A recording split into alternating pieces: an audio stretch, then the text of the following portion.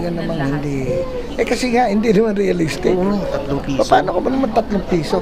Ako, I'm governor. From Calapan to Pinamala yan. Lahat ng kandidato mo, bibigyan mo ng ano. Alangan mong bigyan mo ng tigi-tigi 1,000. Di ba? Yung leaders mo. Oh, yung mga hindi lang barangay. leaders, yung kandidato. Kandidato pa lang. Yung mga leaders pa. Paano yung mga pakain? Paano yung parapernalya? Ang aeroplano. Kasi 1.3 million. Kaya nga, circus yun. So, Paano sir yung mga resibong dapat kasama nun? di maghahanap na ng resibo na sa pwedeng para ma-reach yung Tinama, dapat sinabi nila, walang lumampas. Oo nga eh. Doon na walang violator. Lahat santo. Lahat santo.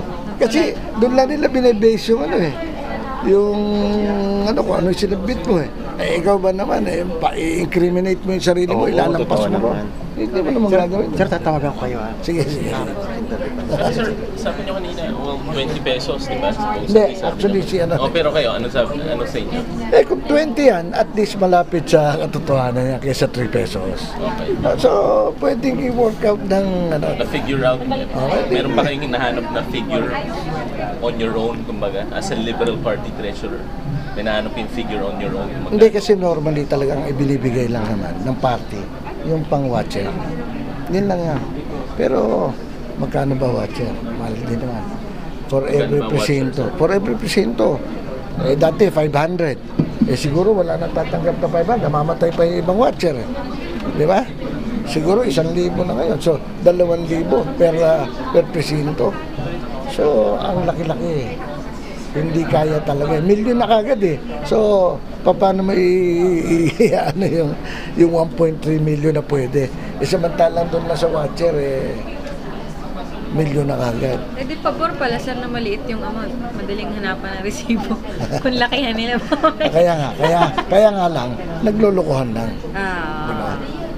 Totoo lang. Sir, yung sabi nyo kanina na, may sabi ko kasi kanina aminin ko na yung mga fina-file hindi tama. You were talking as Liberal Party treasurer or In my case, or by experience?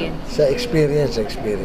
Hindi talaga, hindi pwedeng itama Paano mo itatama ₱3? Sino naman na maniniwala na ₱3 lang ang magagastos na isang gubernatorial candidate? Per katulad nga sa amin, 450,000 voters. Sabi mo, 1.3 million lang ginastos ko. Diba? Ano realistic amount, sir? Ano talaga yung amount na? Well, alam mo, nagre-range. Depende sa kalaban, depende sa nag-iiba-iba yung tama yung sinabi niya, ang isang congressional district, baka gagastos ka ng mga 20. Per voter. Hindi, 20 gastos mo lang. Baka ganun. Sa isang congressional district yan, That's you speaking as Liberal Party treasurer? Hindi, as congressman before. Sir, by your experience and Sinabi naman yan, di ba? Sinabi ni Commissioner kanina, di ba? Lara Sabal. Sir, by your experience and talking with your colleagues, sa tingin niyo how many percent of CESE reports filed are really accurate? The ballpark figure. Tingin niyo may kalahati ba accurate? Wala. O wala?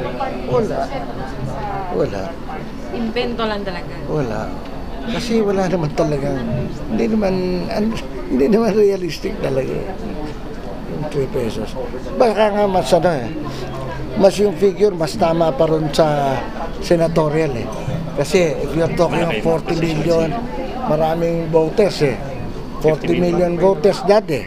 So 120 million, baka ano pa yun? Yun, medyo pwede ka pang mas maliit-liit doon.